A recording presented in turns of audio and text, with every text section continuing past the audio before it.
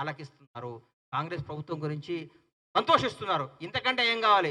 మేము రాబోయే 10 ఏళ్ళు పరిపాలించడానికి ఈ 2 రోజులు అన్నం ఇక్కడ మెతుకు పుట్టుకుంటే చాలు కదా! అన్నం ఉడికిందో లేదో. ఈ 60 రోజుల పరిపాలన చాలు. మేము రాబోయే 10 ఏళ్ళు అధికారంలో ఉండటానికి చెప్పడానికి గర్వంగా చెప్తున్నాం మేమంతే. నమస్కారం. Thank you.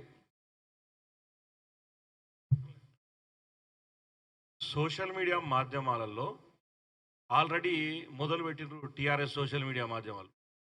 50 రోజులు అయిపోయింది, ఇంకా నోటిఫికేషన్లు పడలే, మీరు ఆల్రెడీ 100 రోజులే చెప్పి మరొక్కసారి చెప్తున్నాం ప్రజలందరికీ, విద్యార్థులు, నిరుద్యోగులకి. టీఆర్ఎస్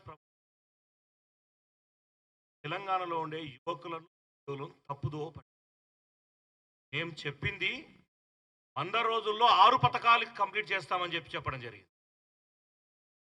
ఉద్యోగ నోటిఫికేషన్ తెలంగాణ ప్రజలందరూ ఆ సభ కోసం తెలంగాణ రాష్ట్రం మొత్తం ఆసక్తిగా ఎదురుచూస్తుంది. గౌరవ ముఖ్యమంత్రి గారు దగ్గరకు వచ్చిన 2 నెలలు, ఈ 2 నెలల్లో ముఖ్యమంత్రి గారు చేసిన అద్భుతమైన పరిపాలన, తెలంగాణ ప్రజల హృదయాలు దోచుకున్న తీరు, తెలంగాణలో ఈ సస్యశ్యామలమైన ఈ పరిపాలనలో అంతా సంతోషంగా ఉన్నారు. అప్పట్లో చరిత్రలో ఉండేది, పాండవులు ఎక్కడుంటే అక్కడ అన్నీ శుభాలే జరుగుతున్నాయి, మంచిగా జరుగుతుంది, అన్నీ బాగుంటాయి అనే చిన్నప్పుడు మేము చరిత్రలో చదువుకున్నాం. అది ఈ 60 రోజుల నుంచి జరుగుతుంది. ఇద్దరు కలిస్తే మాట్లాడుకునేది కాంగ్రెస్ పరిపాలన గురించి.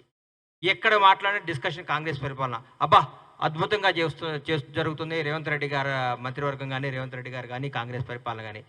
భారతదేశ వ్యాప్తంగా ఈరోజు తెలంగాణ రాష్ట్రం గురించి మాట్లాడుకుంటున్నారంటే కాంగ్రెస్ పరిపాలన ఎంత బ్రహ్మాండంగా ఉందో మీరు అర్థం చేసుకోవాలి. గౌరవనీయుల మంత్రులు, మాజీ మంత్రులు కానీ, ముఖ్యమంత్రులు గారు కానీ వాళ్ళు మాట్లాడుతున్న తీరు చూస్తుంటే చాలా బాధగా ఉంది, చాలా దుఃఖం వేస్తుంది నాకు. నిన్న గౌరవ ముఖ్యమంత్రి గారు, పెద్దలు కేసీఆర్ గారు, మీరెవరు ముఖ్యమంత్రి గారిని కలవద్దు అంటున్నారు. వాళ్ళు జనం ఓటేపించి గెలిచిన ఎమ్మెల్యేలు ముఖ్యమంత్రి గారిని ఎవరిని కలుస్తారండి? వాళ్ళ సమస్యలు తీరవద్దా? వాళ్ళ సమస్యలు సాల్వ్ చేసుకోవద్దా? ప్రజలకు వాళ్ళు సేవ చేయొద్దా? వాళ్ళు కలవద్దా? వచ్చి ఓన్లీ ఏంది తెలంగాణ భవన్లో కూర్చొని మీటింగ్లు చెప్పుకోవాలి, వెళ్ళిపోవాలనా? ప్రభుత్వాన్ని తిట్టాలనా? ప్రజాసేవ చేయొద్దండి? కోట్ల మంది ఆశలతో మీ ఎమ్మెల్యేలు 1,00,000 మంది, 2,00,000 మంది ఓటేస్తే గెలిచిన ఎమ్మెల్యేకి వాళ్ళ సమస్యలు తీరవాలా వద్దా? సమస్యలు సాల్వ్ చేయాలి కదా. సమస్యలు సాల్వ్ చేయాలంటే ఎవరు? రాష్ట్రాన్ని పరిపాలిస్తున్నారు రేవంత్ రెడ్డి గారు, ముఖ్యమంత్రి గారు. గౌరవ ముఖ్యమంత్రి గారిని కలిసి, అయ్యా మా గజ్వేల్లో ఈ సమస్య ఉంది, మా సిద్దిపేటలో ఈ సమస్య ఉంది, మా సిరిసిల్లలో ఈ సమస్య ఉంది, మీకు చేస్తే మమ్మల్ని నమ్మించిన ఓటర్కు న్యాయం చేసినట్టుంటుందని మా అప్లికేషన్ చేసుకోవాలి. ఎవరు చెప్పాలి? గాలికి వదిలేయాలన్న జనాన్ని? మిమ్మల్ని నమ్మి ఓట్లు వేసిన వాళ్ళని గాలికి వదిలేసి మీరు పట్టించుకోకుండా మీరు ఊరికే రేవంత్ రెడ్డి గారు అది చేయట్లేదు, రేవంత్ రెడ్డి గారు ఇది చేయట్లేదు, కాంగ్రెస్ ప్రభుత్వం ఇది చేయట్లేదు, అనవసరంగా ఎన్నుకున్నారు, తప్పు చేశారు, అది ఇదని మీరు మాట్లాడుకుంటా మీకు ఉష్ణాయసం తప్ప 5 సంవత్సరాల వరకు ఎన్నికలు రావు, ఇబ్బంది లేదు. రేపు జరగబోయే పార్లమెంట్ ఎన్నికల్లో కూడా బ్రహ్మాండమైన సీట్లు గెలిచి రాహుల్ గాంధీ గారిని ప్రధాని చేయడానికి మా కాంగ్రెస్ కార్యకర్తలందరూ, తెలంగాణ ప్రజలు సిద్ధంగా ఉన్నారు అంటాడు. ఆయన నిజంగా చిన్నప్పుడు నేను బర్రెగిట్లా గరిచిందో నాకు అర్థం కాదు. ఆయన ఏం పిచ్చి మాటలు, ఒక్కొక్క రోజు ఒక్కొక్క మాటలు మాట్లాడుతారు. ఆయన పోలికనే బర్రె పోలిక అనుకుంటే కూడా ఆయన మాటలు కూడా బర్రె బ్రెయిన్ ఉందా లేదా? నువ్వు పిల్లలు రక్తం తాగి స్కూళ్ళు కట్టి దాచుకొని ఇలా రాజకీయాన్ని కొంటున్నావు నువ్వు. రాజకీయాన్ని కొంటున్నాడు మల్లారెడ్డి గారు. మాట్లాడితే ముఖ్యమంత్రి గారిని ఎట్లా పడితే అట్లా కామెంట్ చేస్తున్నావు. నీ స్థాయి తగ్గట్టు మాట్లాడు మల్లారెడ్డి గారు. డబ్బు ఉంటే సరిపోదు, డబ్బు ఒక్కటే కాదు నీకు కావాల్సింది, డబ్బు ఉందనే కదా నీకు అహంకారం. పిల్లలు రక్తం తల్లిదండ్రులు కష్టపడి చదివించి వాళ్ళు కష్టపడి నీకు పిల్లలకు ఫీజు కడితే ఆ రక్తం దాగి నువ్వు కోట్లు సంపాదించి విర్రవీగి మాట్లాడకు.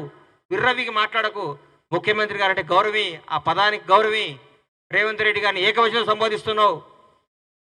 దున్నపోతు నీకే చెప్తున్నా, దున్నపోతు వ్యవహారాలు చేయకు. నువ్వు గోవాలో హోటల్ కాకుండా ఏమైనా చేసుకో, గోవాలో హోటల్ పెట్టుకో, క్యాసినో పెట్టుకో.